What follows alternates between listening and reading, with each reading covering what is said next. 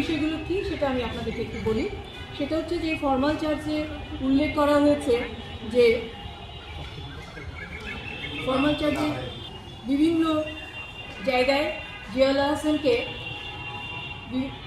দায়ী করা হয়েছে। কিভাবে দায়ী করা হয়েছে তার কিছু উদাহরণ আছে, যেমন বিচার বহির্ভূত হত্যাকাণ্ড, বলপূর্বক গুমের সাথে জড়িত অপরাধীদের দায় মুক্তি, প্রাথমিক কাঠামোর দুর্বলতা ইত্যাদি ইত্যাদি ইত্যাদি।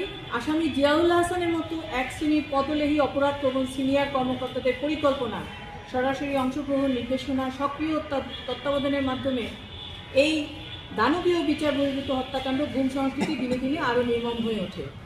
তো আমি এই এক শ্রেণীর সিনিয়র কর্মকর্তা যারা আছে, এই এক শ্রেণীর সিনিয়র কর্মকর্তা কারা?